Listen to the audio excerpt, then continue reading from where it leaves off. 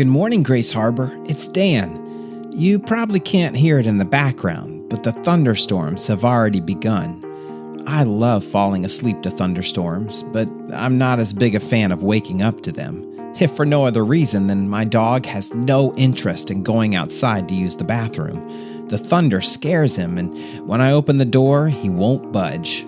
I used to kind of push him out, gently of course.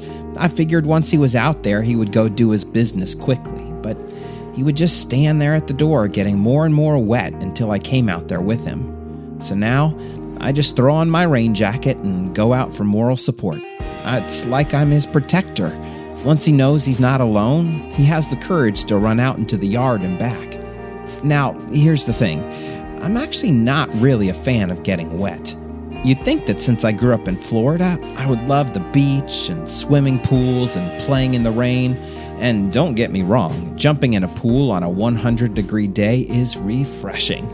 But I'd rather take a hike on a trail through the woods or sit by an open window and listen to the rain with a nice warm cup of coffee.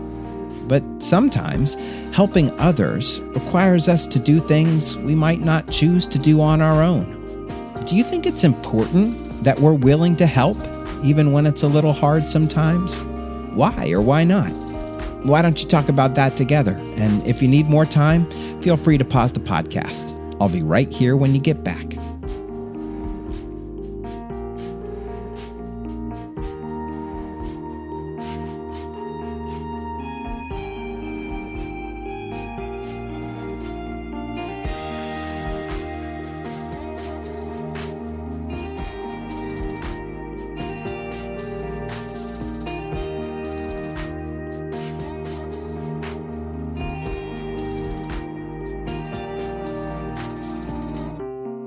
You know, this got me thinking about that day back in February when a pipe burst in the kitchen down at the Blue Anchor.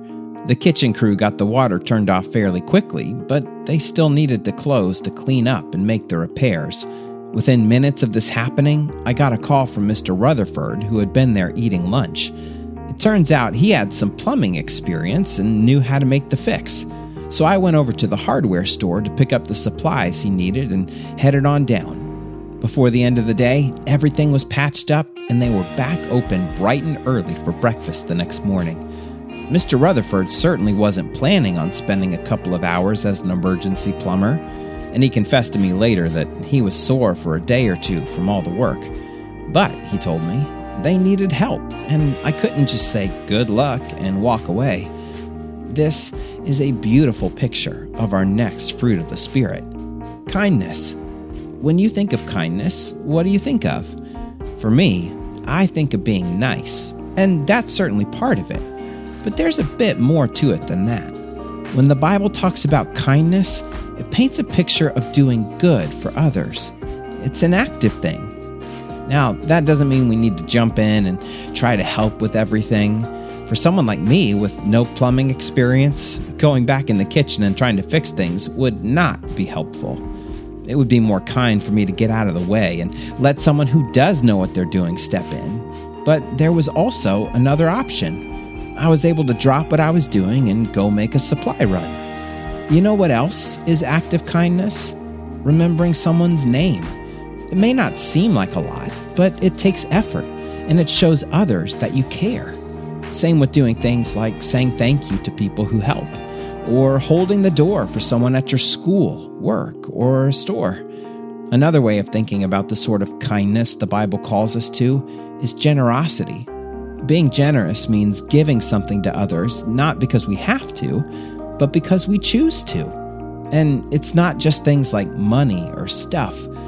You can be generous with your time and attention. You can listen when your little brother wants to talk about his favorite TV show, even if you don't really like it. You can help set the table for dinner, even if you'd rather be watching your own favorite TV show. Or I can put on my rain jacket and take my dog out in a rainstorm, even when I'd rather stay dry. That's all the fruit of kindness in action. Okay, let's wrap up with a prayer. If you want to, you can close your eyes and fold your hands. Dear God, we ask that you would grow the fruit of kindness in our lives. May we keep our eyes and hearts open for the ways we can be generous even if only through a few kind words. You've done so much for us, and we want to follow your example as we care for others too. Amen. Okay, Grace Harbor, have a great Wednesday, and I'll talk to you tomorrow.